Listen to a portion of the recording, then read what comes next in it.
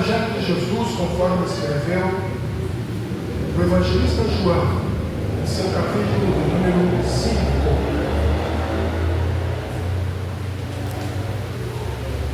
Evangelho de Jesus, conforme escreveu São João, capítulo de número 5.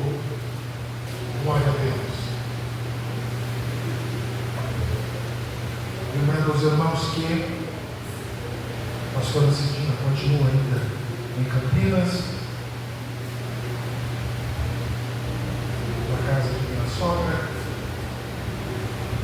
Acredito que nessa semana ela esteja retornando para Piracicaba. O Evangelho de Jesus, conforme escreveu o evangelista João, capítulo número 5, texto extremamente novo, conhecido de nós outros. Nós vamos ler do verso 1 ao verso de número 9. Se os teus olhos estão no texto, repita comigo: Santa Bíblia. Santa Bíblia. A palavra do Senhor nos diz assim: depois disto, houve uma festa entre os judeus, e Jesus subiu a Jerusalém. Ora, em Jerusalém, próximo à porta das ovelhas, um tanque, chamado em hebraico Betesda, o qual tem 5 alpendres. Nestes jazia grande multidão de enfermos, cegos, coxos e paralíticos, esperando o movimento das águas.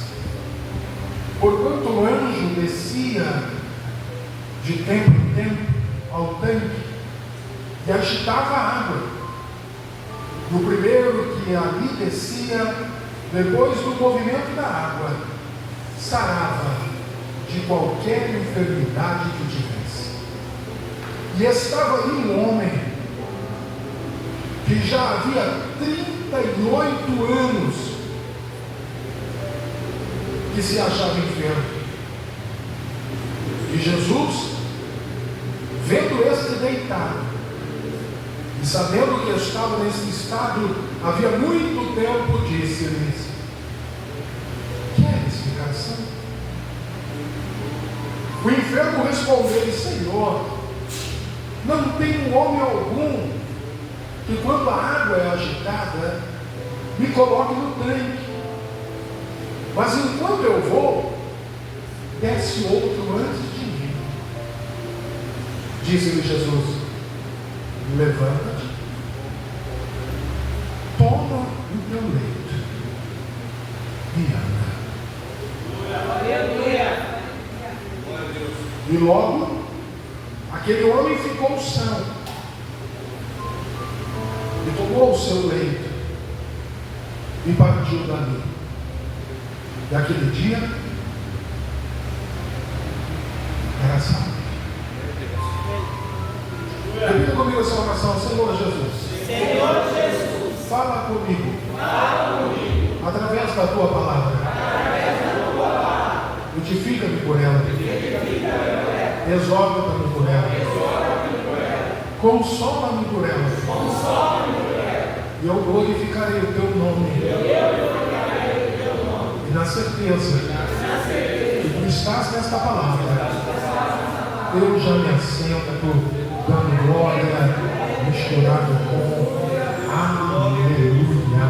Louvado seja Deus. Meus irmãos, eu gosto por demais do Evangelho de João,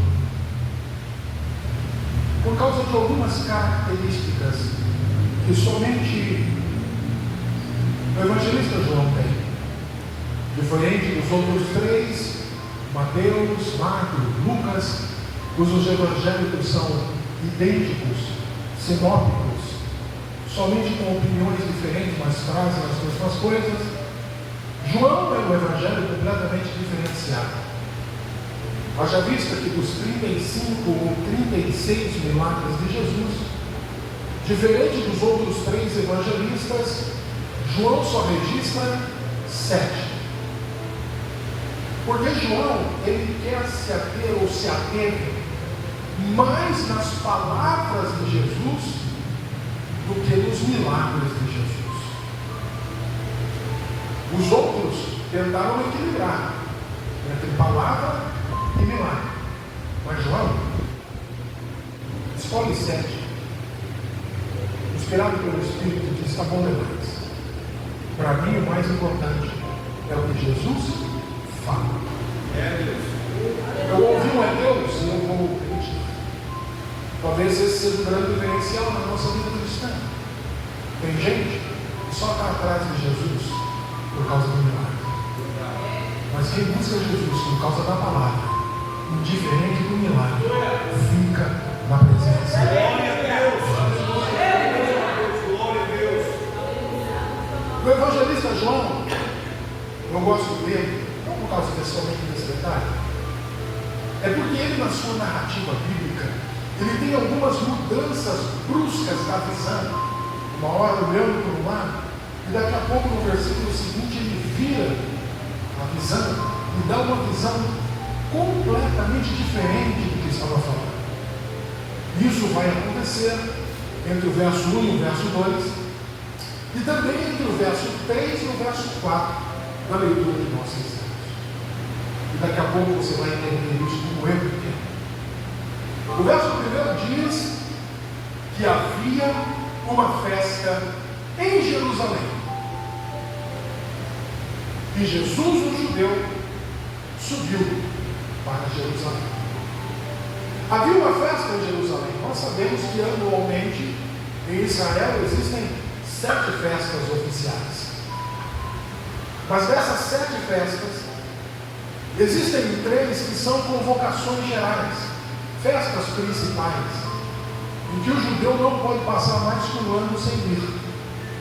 E das 3 ele tem que escolher uma e tem que subir à cidade santa. A primeira delas é a Páscoa, que comemora o Pessá, o momento que o Israel de Deus, o povo, foi liberto da escravidão do Egito, quando o anjo passou por cima da porta que tinha nos seus umbrais o sangue do cordeiro. A segunda, a festa dos tabernáculos, ou Sukkot, que era a festa que os judeus comemoravam para não se esquecer que os seus antepassados, durante 40 anos, para ser exato, 39 anos e meio, peregrinaram pelo deserto, armando e desarmando tenda, armando e desarmando tenda, e que agora eles estavam felizes porque eles estavam numa casa própria, numa terra própria, e tinham razão de celebrar a festa dos tabernáculos. E a terceira festa é a festa do Pentecoste, que para os judeus até o tempo de Jesus era a festa da colheita. E eu particularmente, nenhum compêndio teológico vai te dizer isso, e nem a Bíblia fala qual festa é. Mas eu particularmente creio que das 3 festas, a festa que esta mencionada em João 5 é a festa do Pentecoste. A festa do Pentecoste celebrava a colheita anual. E daqui a pouco eu vou lhe falar por que eu considero a de Pentecoste. E diferente disso, era uma festa. E Jesus, como judeu, subiu para a festa. Agora tenta imaginar comigo: festa especial, convocação geral, a população de Jerusalém nos tempos de Jesus era aproximadamente 25 mil pessoas que habitavam na cidade de Jerusalém.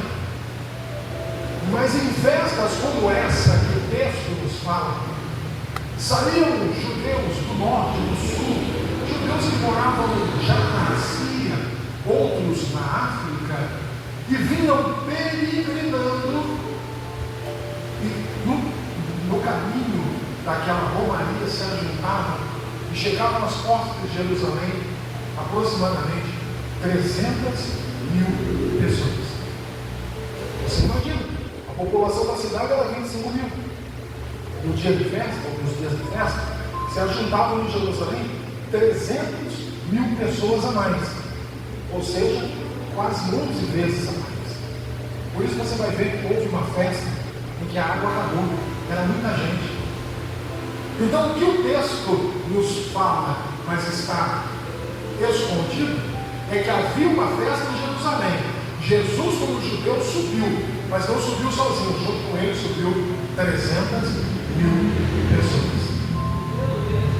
E essas pessoas sobem para Jerusalém para celebrar uma festa. Você sabe tanto quanto eu que Jerusalém tem 12 portas oficiais. E a porta principal de Jerusalém hoje se chama Porta Dourada. Eu queria que a irmã Radassa projetasse a imagem de uma foto tirada de Jerusalém. E ela é uma foto que é tirada do Monte das Oliveiras, foto oficial da Cidade Santa. E quando? Essa não é, essa da porta, a primeira.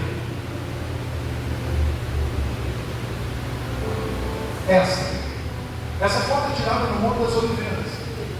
Quando você for em Jerusalém, você vai notar que a primeira parada de todas as caravanas é no pio, é no alto do Monte das Oliveiras. E dali você tira a foto e sai exatamente esta foto.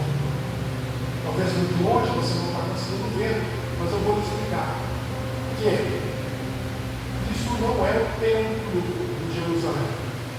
Esta é uma mesquita, chamada Mesquita de Qumran, com 1.300 anos, que foi tombada pelo patrimônio histórico da Unesco, e mesmo depois que Israel recuperou o território, porque ela foi tombada, não pode ser retirada daí, mas é território muçulmano dentro de Israel. Mas eu queria chamar a atenção para isso aqui, que são os muros da Cidade Santa. Isso é uma muralha. E os 12 portões estão nesse muro. Mas a entrada principal é esse portão chamado Porta Dourada, que na Bíblia você vai achar em Ezequiel e Neemias como porta oriental, porque dava para o Oriente. Ela está virada para o Monte das Oliveiras. Detalhe: essas caixinhas que você vê aqui na frente da porta oriental ou porta dourada são túmulos, um cemitério que não existia no tempo de Jesus. Hoje a porta dourada ou a porta oriental está fechada. Mostra a porta oriental do sol. Está vendo? Aqui é de perto. Aqui é um cemitério. Aqui é a porta dourada. Aqui parece pequeno, mas na realidade não é. Essas muralhas têm aproximadamente 18 metros de altura, a porta tem 12, com 8 de largura. E por que essa porta está lacrada? Porque aproximadamente 1500 houve uma invasão dos otomanos, muçulmanos otomanos, em Jerusalém. Eles cercaram, tomaram Jerusalém. E o rei Solamin, que era um sultão dos otomanos, ele tinha costume de estudar a cultura secular, a cultura religiosa dos povos conquistados. E ao estudar, depois da conquista de Jerusalém, a cultura judaica e a cultura religiosa, ele ficou sabendo dos sacerdotes que o Messias, o rei, viria e entraria pela porta dourada e assentaria no trono para reinar em Israel, começando assim o seu reino messiânico. O que ele pensou? Ele vai entrar por aqui? Não vai não. Ele mandou lacrar a porta. Essas pedras, quase 1 tonelada cada uma. Ele lacrou a porta ficou fechada. O material que ele usou é esse material amarelo dessas pedras, e quando o sol bate, principalmente de manhã, reluz, e aí fica parecendo ouro. Por isso que ele chama de porta dourada, mas é a porta oriental. E o cemitério? Ora, porque ele deduziu, se ele é rei e se ele é sacerdote, ele não vai pisar onde tem morto enterrado. Ele deve ter lido em Ezequiel, mas se ele tivesse pesquisado um pouco mais, ele iria ler em Zacarias, que o nosso Salvador, quando vier, vai pisar no Monte das Oliveiras e vai fender o Monte da Oliveira em duas partes, causando um grande terremoto. O pastor Rodrigo Silva, que é um grande arqueólogo, ele até afirma que você pegando do Monte das Oliveiras, no meio do Monte das Oliveiras, no meio do monte, vai ser partido do monte, no meio do monte ele dá direto na porta dourada. Então quando Jesus pisar a sua volta no Monte das Oliveiras, o Monte das Oliveiras vai partir e aquilo vai fender até a porta dourada, causando um grande terremoto.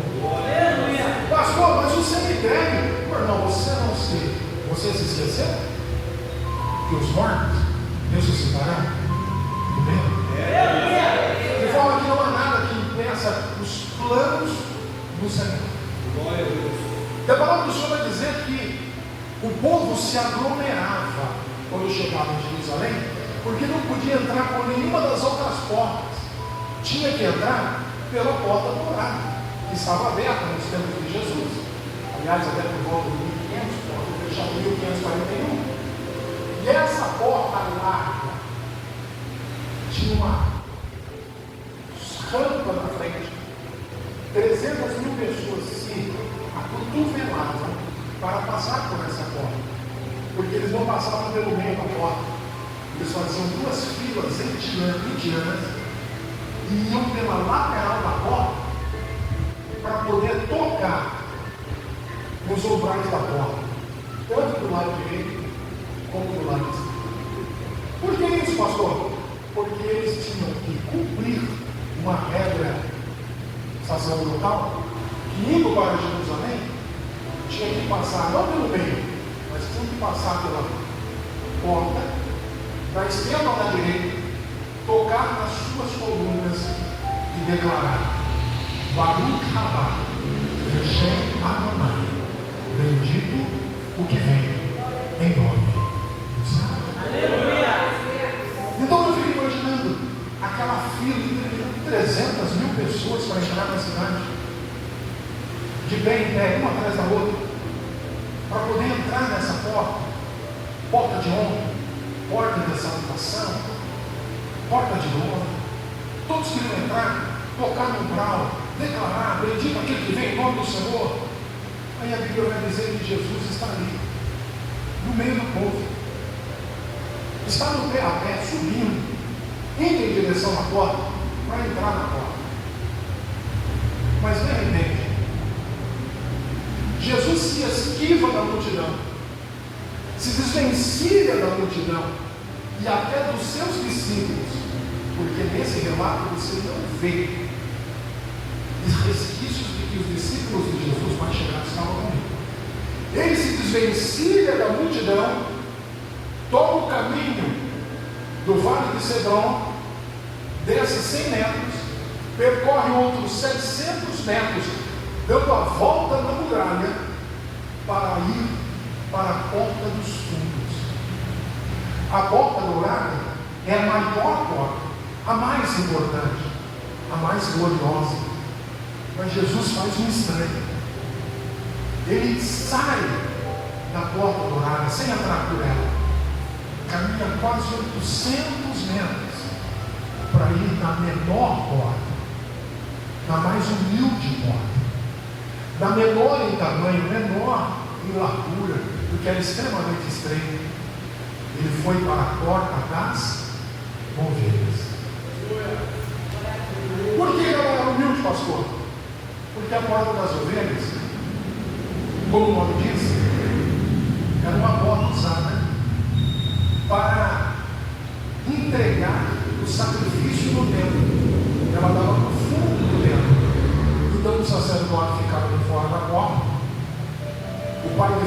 trazia o cordeiro para o sacrifício. Ele colocava na porta das ovelhas. O levita do outro lado pegava a ovelha, ia no tanque, mergulhava o animal, porque o sacerdote precisava verificar se ele tinha defeito. Mas a ovelha cheia de pelo, como é que vai ver se tinha defeito? Aí eles mergulhavam ela no tanque, e quando ela saía, o pelo estava baixo e dava para ver se tinha defeito nela. Essa porta dourada, 12 metros, com quase 8,5 de largura. Guarda-se, mostra a porta das ovelhas. Isso aqui era a porta das ovelhas.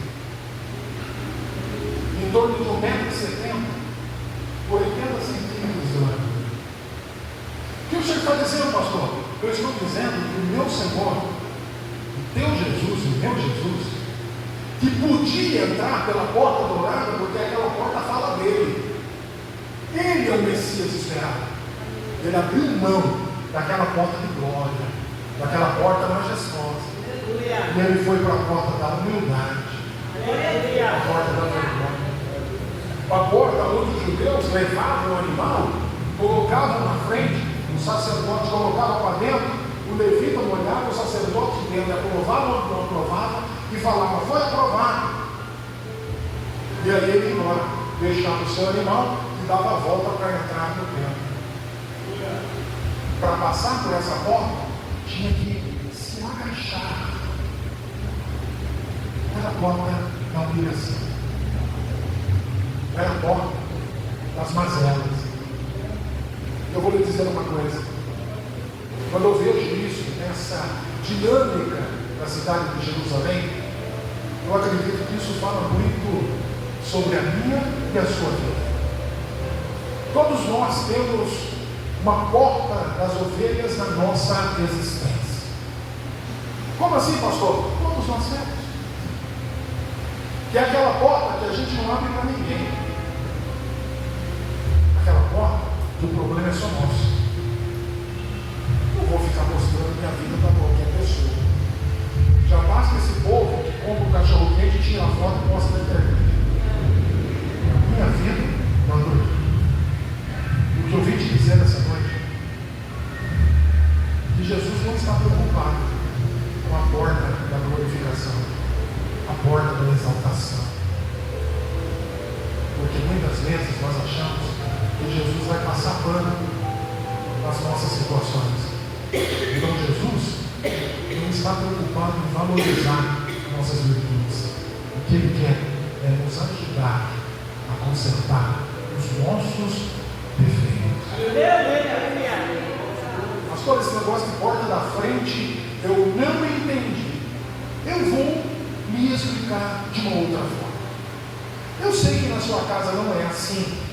Louvado seja Deus por isso. Mas eu conheci uma casa de uma irmã chamada Irmã Maria Helena. E na casa dela morava ela, o esposo e 6 filhos. E a casa que ela morava, ela, a esposa e os 6 filhos, é menor do que a casa que eu hoje moro, com a pastora e com a Bruna. Pastor, eu não conheço sua casa. Vamos resolver isso agora. Passa no pastor Felipe, pega uma picanha, um bife, escolhe uma Coca-Cola zero e sobe lá. Fica à vontade. Mas a irmã Maria Helena, ela tinha algumas normas. Gostava muito de rosas. Então o jardim dela sempre estava impecável. E entrando na casa, no portão, no jardim tinha uma porta espelhada. Aquela porta era a porta da sala. Sempre ficava fechada. Os moradores da casa tinham que entrar pela garagem, dar a volta por trás da casa e na porta da cozinha para entrar e sair. Na sala, ninguém entrava. Aquela porta que recebia visita. E ela tinha que ficar sempre impecável. Agora imagina a casa da nossa irmã Maria Helena. Ela tinha 6 filhos. E quando a filha dela mais velha completou 22 anos, nasceu a sua filha caçula. Então, entre os filhos, ela tinha 2 jovens, 2 adolescentes, uma criança e um bebê. Como manter a casa em ordem? Por isso ela determinou. Na sala, aqui ninguém vai pegar de surpresa. Ninguém brinca na sala e nem no jardim. Brinca lá fora no quintal, lá atrás. Porque se a visita chega de uma hora para outra, você abre a sala. Eu acho que você nunca passou por isso, né? Toca a campainha, tem cachorro de brinquedo para debaixo do tapete, sujeira debaixo do tapete, brinquedo para debaixo do sofá, sabe, recolher a almofada que está jogada no chão, cobertor para quem estava assistindo o filme da madrugada. Eu sei que você, sua casa é muito cheia, você nunca passou por isso. A nossa doutora Helena nunca correu esse risco. Na sala ninguém entra. Mas quem entrasse pela porta do fundo, misericórdia. E nós somos assim. Nós temos as nossas portas da ovelha e não mostramos para ninguém e tal, não é da conta de ninguém. Eu venho lhe dizer essa noite, é essa porta que Jesus está preocupado hoje. Com a porta da ovelha, com a porta do desespero, com a porta da dificuldade, com a porta das mazelas da nossa vida. Pastor, e quem é a irmã Maria Helena? A irmã Maria Helena foi a minha mãe que já estava no Senhor. A Maria Helena era jogo duro. Jesus então vai à porta das ovelhas, dando os 800 quilômetros, agacha-se para passar pela entrada, mas uma coisa chamou a atenção de Jesus. Por isso que eu digo que para mim, essa festa era a festa do Pentecostes. Porque na porta dourada, 300.000 pessoas se espremendo para poder entrar. Jesus dá a volta de 800 metros. Quando chegar lá, ninguém na porta das ovelhas. E se não tinha ninguém, então significa que naquela festa não tinha sacrifício de animal. E das 3 festas principais, a única que não tinha sacrifício de animal era justamente a festa do Pentecostes, porque celebrava a colheita. Os judeus traziam o dízimo dos frutos da terra e entregavam direto no templo para o sacerdote. Não precisava passar por aqui. Isso eu acredito. E se não for, chega na glória e você pergunta para Jesus. Jesus vai, agacha-se e entra na porta das ovelhas, agachado. E quando ele se levanta lá dentro, ele vê um outro culto. Como assim, pastor? É um outro culto.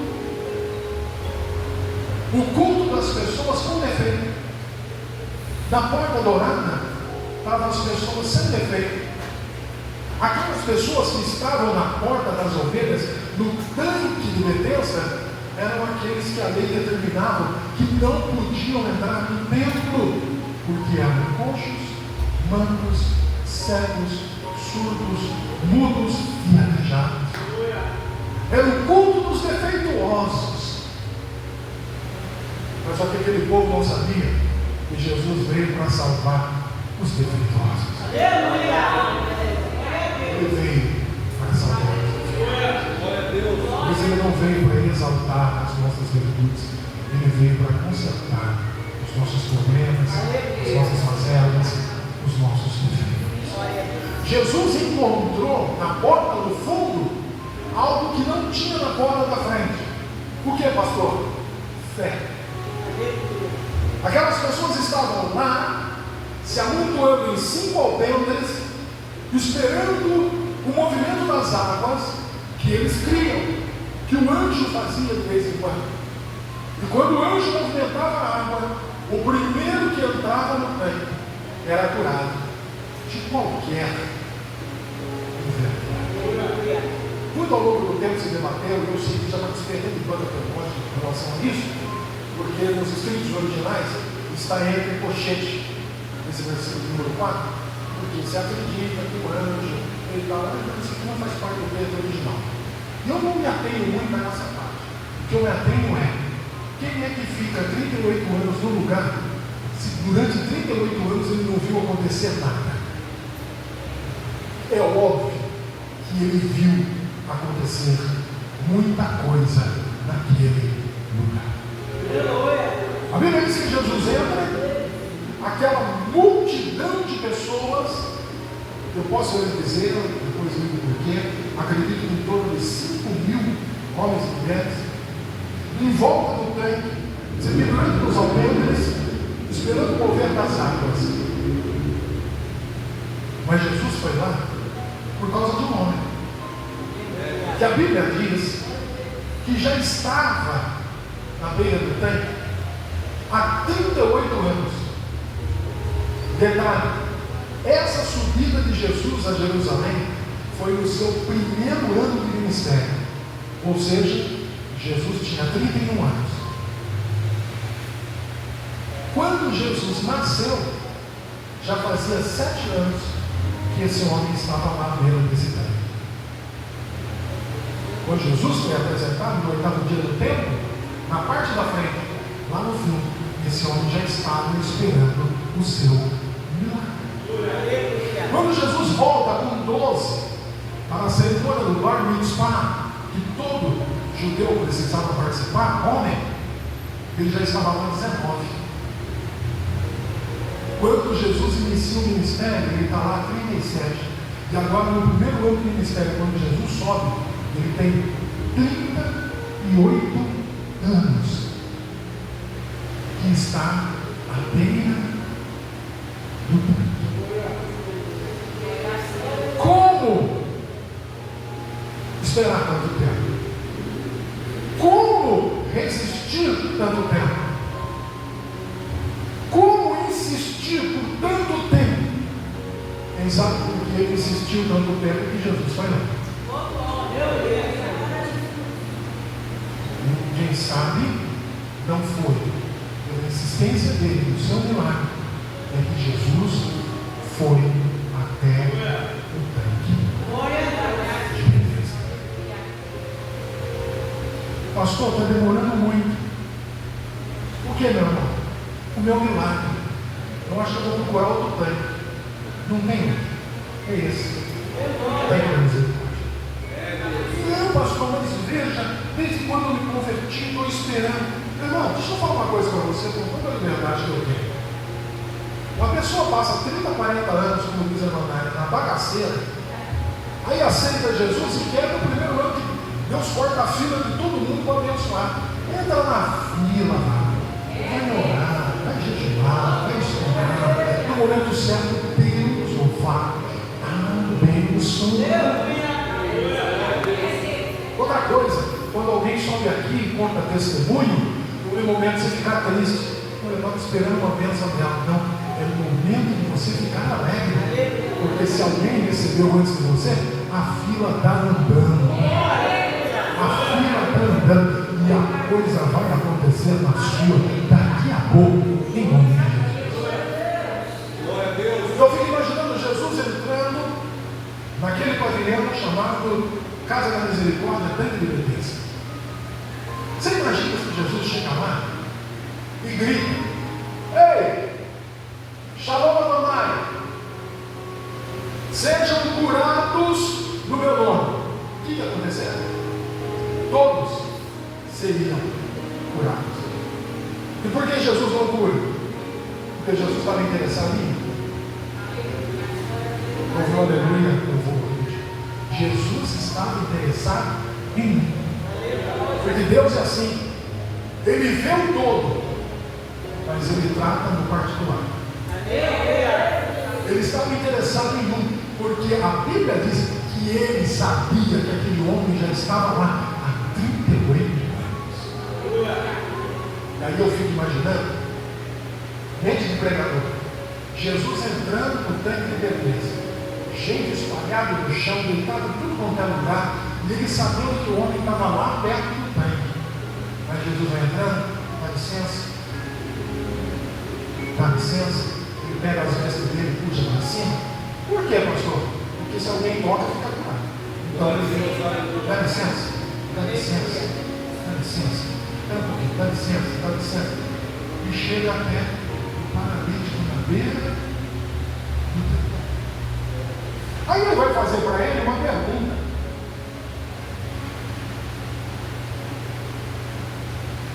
Queres ser curado? O homem da beira do tanque, prestando atenção nas águas do tanque, olha para ele e diz: que pergunta é essa? Queres ser curado? Essa pergunta é uma pergunta objetiva para uma resposta objetiva. Ou sim, ou não. Não tem a terceira alternativa. Mas o que ele faz? Ele fez o que eu e você costumamos a fazer. Começamos a ouvir ladainha no ouvido de Jesus. Ai, Jesus, minha sogra. Ai, Jesus, meu amigo, meu marido, aqueles filisteus de circuncisão. Ai, Senhor, minha mulher, você sabe, parece a Jezabel no ouvido de Nabote, como me atormenta. Os meus filhos parecem os filhos de Eli. E vai reclamando: meu patrão, meu vizinho, aquele irmão, aquela irmã. E Jesus olhando e dizendo: eu te perguntei isso. Eu perguntei se você quer. Eu vou repetir porque você não percebeu. O que Jesus perguntou é: eu estou perguntando se você quer hoje. Se você quer hoje. Eu louvo a Deus porque Jesus, Ele não se incomoda com as nossas besteiras espirituais, o nosso blá, blá, blá. E aí Ele insiste conosco. E a pergunta que fica é: isso não é pergunta que se faz. Por que o nosso Deus faz esse tipo de pergunta? Para o paralítico, quer explicação? Para Bartimeu, o que queres que eu te faça? Só faltou para dizer: o senhor está vendo, não estou. Isaías 6. Só está o profeta Isaías naquela visão. Deus Pai, Deus Filho, Deus Espírito Santo se manifesta. Só está Isaías. E Deus dizendo: quem há de ir por nós? A quem enviaremos? Diz aqui assim. Até que Isaías diz: eis-me aqui, envia-me a mim. Por que Deus nos faz perguntas cujas respostas parecem tão óbvias? Eu vou me dirigir aos casados. Talvez você nunca tenha tido essa experiência, porque o seu marido, sua esposa é uma bênção. Mas já viu aquela: você me ama? Você responde: ah, você sabe. Você sabe o quê? Você sabe. Você sabe não, você me ama? A resposta é tão óbvia que você não responde. E por que a pessoa espera que você responda? Eu te amo, minha flor. Isso se chama relacionamento. Isso se chama intimidade. Deixa eu contar uma experiência. Eu me converti em 1989. No ano de 1991. A igreja que eu congregava ainda era um novo, eu não tinha entrado no seminário. Igreja Batista Vida Nova. Hoje é a Igreja Batista Cristalina. Eu passando uma prova do Giló. Prova do Giló. 2 filas na fralda, uma dificuldade muito grande. Eu vou botar um negócio aqui que não se escandalize. Eu sei que você é chique, você nunca passou por isso. Tive um problema com um sapato. Eu só tinha um. Para trabalhar, para ir na igreja. Você nunca fez isso porque você é filho de burguês. Mas a gente na época dobrava o papelão e colocava na sola. E não veio olhar para essa cara não, que eu descobri que crente com síndrome de centopeia pode ter certeza que teve problema de calçado quando era pequeno. Por isso hoje precisa de 150 pares de calçado para esse tipo de vida.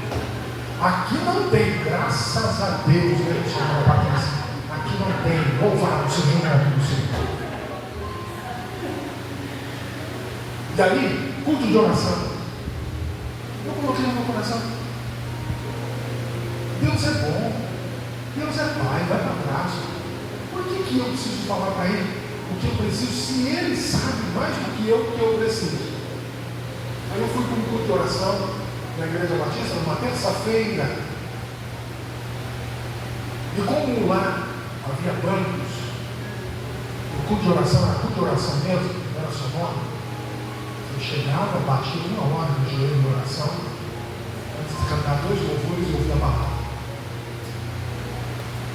Então eu sabia que eu iria me ajoelhar e a sola dos meus pés ia ficar exposta por irmão da frente, que estava ajoelhado também, porque eu conseguia ver a sola do de trás e ele também ia ver a minha. O que eu comecei a fazer? Eu tirava meus sapatos e ajoelhava de meia. Até peguei um apelido, nossa, como ele é santarrão. Tira teus sapatos para poder orar, para ter contato com Deus. Nossa, eu estava com um ombro na sola do sapato. E eu me lembro desse dia como se fosse hoje. Eu vi os meus joelhos, eu já estava quase batendo 45 minutos de oração. O Espírito de Deus falou no meu coração. Apesar de quando enganou o coração do homem, eu senti no meu coração o Espírito dizendo: filho, falar o que você precisa é relacionamento. Era Deus dizendo: eu sei tudo o que você precisa, mas eu quero ouvir a tua voz pedindo. Como um filho, uma filha pede a um pai, para nós criarmos relacionamento, criarmos intimidade. E naquele dia, com 45 minutos de oração, ele falando aquilo, eu peguei, abaixei mais ainda na minha cabeça, dizendo: Senhor, tu sabes de tudo que eu preciso. Eu preciso de urgência de um par de sapato. E eu não tenho como comprar agora. Amém. E no meu coração, por exemplo, falei porque ele me perturbou. Maravilha. Cantamos mais louvores. O pastor pregou uma palavra. Depois do culto, o pastor, hoje, pastor, meu amigo, chegou para mim e disse assim: Varão, você ainda calça 42? Sim. Eu comprei esse par de sapato para você. Mas como duvidar que esse Deus não quer ouvir a tua voz? Ele sabe tudo que você precisa, ele conhece toda a tua vida, mas ele quer ouvir a tua voz pedindo para criar com ele um relacionamento, estreitar o relacionamento, para mostrar que você confia nele como Pai de amor. E era isso que Jesus esperava dele, que ele falasse, para criar esse relacionamento. Aí Jesus, ele não deixa de oferecer as suas desculpas, porque não podia, sem responder a Jesus. Jesus determina uma coisa para ele. Você se lembra que eu lhe falei que Jesus entrou lá quietinho, né? Eu creio que quando Jesus disse para ele: quer ser curado? Jesus não falou com voz aberta. Jesus falou com voz sussurrada. Quer ser curado? Porque se ele fala com voz aberta, todos os paralíticos que tinham ali, eles se levantaram. Ele fala com voz fechada.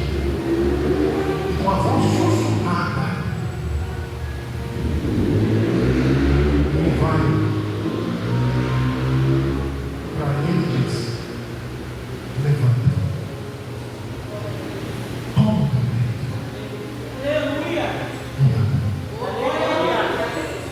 o sussurro da voz do Senhor.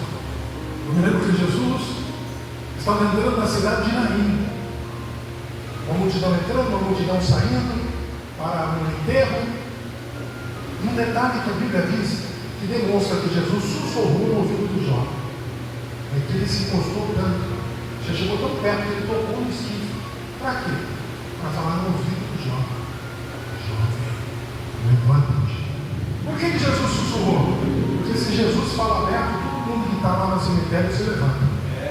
Ele foi lá para devolver o filho daquela viúva que já tinha passado por tanta luta. O que eu quero dizer com isso é que você pega um domingo como esse, muita gente não vem, irmão. Jesus é mais importante. Como outro qualquer. Estou me preparando para terminar o mês de fevereiro, começar março, o ano começar, graças a Deus, carnaval foi embora. Você vem com tanta coisa na cabeça. E de repente, hoje, Jesus está sussurrando no seu ouvido. Aleluia! O que é isso que eu faço? Aleluia! O que é isso que eu faço? Deus vai dizer, durante a semana ele vai te surpreender. Levanta. Toma o teu leito e anda. Começa a pregar agora e Jesus foi ensinando. O tema da minha fala é: levanta, toma o teu leito e depois anda. Não, eu vou repetir porque eu ouvi uma vez. Levanta, toma o teu leito e depois anda. Jesus sussurra no ouvido daquele homem e sai fora. Jesus não fica lá para ver o resultado. Não. Jesus sussurra e sai. Tanto é verdade que depois perguntam para ele quem foi. Não sei. E mais tarde, Jesus vai encontrar, ou ele encontra Jesus no templo. Jesus falou e saiu. Jesus deu para ele 3 ordens: levanta, toma o teu leito e depois anda. Por que levanta? A palavra original ali não está falando de posição física, está falando de posição espiritual. Toma uma posição, levanta essa cabeça, para de andar prostrado, toma uma atitude de fé, levanta. Quer o teu milagre? Levanta. Não adianta ficar com síndrome de Gabriela. Eu nasci assim, eu cresci assim, eu vou ser sempre assim. É assim mesmo, uma vida, nossa causa. Eu nasci com sofrer. Não, toma uma posição. Eu sou filho do rei. Pode passar o tempo que for. Eu acredito que o meu milagre vai acontecer. Levanta. Segundo, levantou? Agora você vai tomar o seu leito. Mas para que tomar o leito? Para tomar o leito, a cama, aquele tempo, não é a cama que você tem na sua casa, que você tem 10 pessoas para desmontar, né? Tem mais 3 para carregar aquele colchão de mola que você vai. Não. A cama ali era uma maca que se enrolava. Então ele precisava enrolar a maca, colocar debaixo do braço para poder andar. E por que Jesus queria que ele tomasse a sua cama? Por 2 motivos. Primeiro, se ele deixa a cama no lugar que estava, outro paralítico vem e deita nela.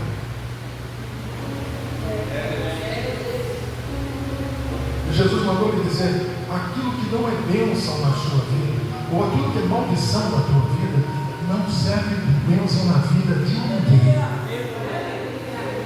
Eu me lembro, o ano deve ter sido 94, 95, eu já estava no seminário e conheci um pastor peruano que nos convidou para nos dar algumas orientações ministeriais. Quando fala nos convidou, eram para 3 mosqueteiros que sempre andavam junto. Eu, pastor Hoje, pastor Carlos Magno e pastor Bezerra. Nós éramos jovens seminaristas, uma forma de fazer a obra do Senhor, tínhamos uma agenda itinerante, às vezes era junto, às vezes não, cada um saía por lá. E ele nos convidou, pelo menos 2 vezes por semana, para ir fazer visita com ele. E coincidiu na mesma semana que nós fazemos 2 visitas que mexeu comigo. A primeira, meu pai, como ir? Ele disse para nós: "Eu vou visitar meu irmão, que se converteu já faz algum tempo, e ele está para se batizar. E ele disse que antes de se batizar, ele precisava na casa dele orar por umas coisas do tempo do mundo que ele tem. Então vamos lá, vamos nós 4. Pastor Marcelo Orlando Pérez, eu, Pastor Carlos e Pastor Bezerra. Chegamos à casa dele, o irmão nos recebeu muito bem, né? Ofereceu um refrigerante, um suco, conversamos. Ele disse assim: Pastor Marcelo, eu aceitei a Jesus, eu não bebo mais, mas eu tenho uma adega. Como é que é? Eu tenho uma adega. O irmão tem uma ideia. O valor que ele falou hoje, eu estava pensando, eu acho que o que ele falou hoje equivale em torno de 60 a 70 mil reais que ele tinha de vinho naquela adega. Tinha muito vinho importado. E ele disse: Pastor Orlando, eu acho uma judiação jogar tudo isso fora. Eu queria que o senhor orasse, porque eu vou dar para o meu cunhado. Ele não aceitou Jesus, ele gosta de um vinhozinho. O pastor Marcelo disse para ele: filho, se eu não serve para você, não vai servir para ele. Nós vamos começar a quebrar essas garrafas. Ele chorava enquanto quebrava as garrafas. Nós saímos de lá com todas as garrafas quebradas. Porque aquilo que não é bênção, maldição, aquilo que é maldição na minha vida, não é bênção na vida de ninguém. É Deus. Toma o teu leite. Toma o teu leite. Aí na mesma semana tivemos uma outra visita no bairro Nova Campinas. Uma senhora que também tinha se convertido e descendente italiano. E ela falou para o pastor Orlando: eu tenho que me desfazer das minhas imagens, mas eu tenho imagens aqui que são herança da família. Eu tenho imagem aqui que foi comprada em Veneza, outra foi comprada em Turim, e eu estou a fim de dar para minha prima, porque ela é muito devota. O pastor Marcelo falou: nós vamos quebrar essas imagens. Que satisfação foi quebrada todas aquelas imagens? Que as pessoas têm a ideia de que eu não uso mais, mas outra pessoa pode usar. Se não vai ser bênção na sua vida, não vai ser bênção na vida dela. Então esse é o primeiro motivo. Leva a marca com você, leva a cama com você, porque você não vai precisar mais dela. E outra pessoa também não pode precisar. Segunda razão: ele precisava enrolar a marca, colocar debaixo do braço e sair andando com ela, porque sabe aquele dia? Aqui não tem, graças a Deus, só na igreja da sogra, que o crente levanta achando que é o último bis da caixinha. Eu sou a última Coca-Cola do deserto. Eu tenho uma força. Aí ele ia olhar para a marca e dizer: se lembra de onde eu te tirei? Eu precisava da marca da aposentar. E nós precisamos de algumas marcas para nos lembrar da onde Deus nos tirou. Se levantou, pegou a tua cama, já pode andar. E ele saiu andando. O texto deixa subentendido que os outros que estavam no canto começaram a estranhar. Porque Jesus já não estava lá. Aí começaram a dizer: quando que teve movimento da água? Esse parente que eu conheço, é um ponto de referência aqui no trem. Desde antes do nascer ele já estava aqui. Todo mundo conhece ele. Como é que ele está andando? Como é que ele? Teve movimento das águas, eu perdi. O anjo baixou e disse: outro disse assim: mas como? Ele está certo. Como assim? Ele está certo. Ele não desceu no lugar. Então como que ele está andando? E foram perguntar para ele. Ele disse: alguém me falou para andar. Quem é ele? Não sei. Sabe o que aconteceu? Ele pegou a sua mão, ao invés de ir para casa, ele foi para o templo, lugar que ele não podia entrar porque era paralítico. Quando ele está no templo, quem que ele encontra?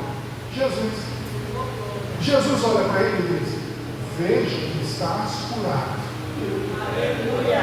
E aí a Bíblia diz, e nós interpretamos, de que ele saiu para contar para as autoridades judaicas. Não foi. Ele foi contar para os judeus que era Jesus que tinha curado. Sabe que os judeus eram esses? Os Deus lá do culto do defeito, dos defeituosos, à beira do templo. Ele foi lá, contou, sabe o que aconteceu? Esse era o primeiro ano do ministério de Jesus. Jesus ainda não tinha entrado triunfalmente na porta dourada, com os ramos, bendito aquele que vem, não. Isso aí só foi no terceiro ano, uma semana ou duas antes da sua crucificação. Agora Jesus estava ainda no movimento inicial do seu ministério. Sabe aquele monte de gente que andava atrás de Jesus? De milagre? Aquelas pessoas, aquela multidão que ia atrás de Jesus, a multidão que participou da multiplicação do pão, eram todos do templo de Betesda. E quando ficaram sabendo que o paralítico foi curado sem a movimentação dos anjos, disseram: não, você pode esperar antes, eu vou atrás do dono do milagre. E saíram de lá. Eu vim te dizer essa noite, talvez você está esperando uma manifestação angelical na sua situação, no seu problema, na sua saúde, na sua casa, na sua vida, na sua dificuldade. E Jesus manda ele dizer: fica tranquilo, não vai descer anjo não, eu mesmo vou ali.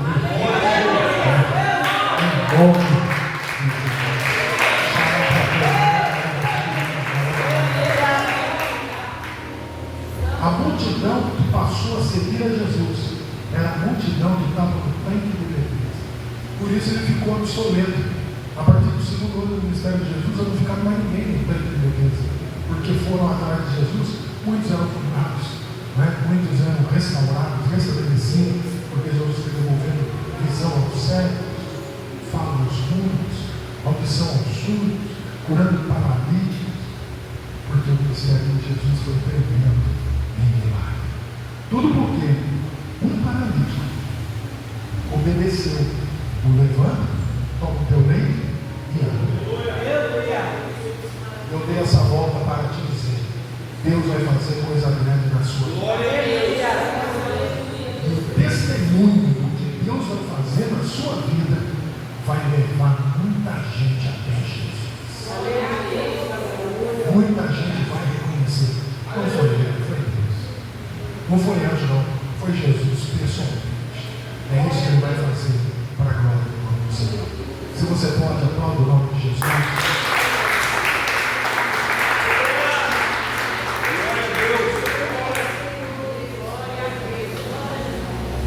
Pega a sua cabeça para o instante, Senhor meu Deus, meu Pai. Em nome do Senhor Jesus, nós te agradecemos pelo ministério da tua palavra.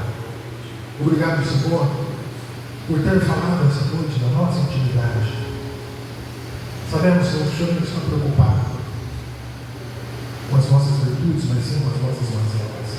Porque até nas nossas virtudes, nós sabemos que não seria nada se não fosse com a tua ajuda, se não fosse com a sua mão nos ajudando.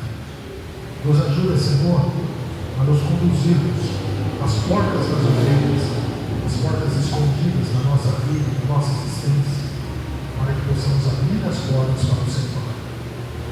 Nos ajuda, Senhor, nas dificuldades e nas lutas. Nos ajuda, Senhor, nas intempéries da vida. Nos ajuda, Senhor, a te pedir tudo que precisamos, sem receio de abrir os nossos lábios e declarar aquilo que precisamos e que abrimos das tuas poderosas mãos.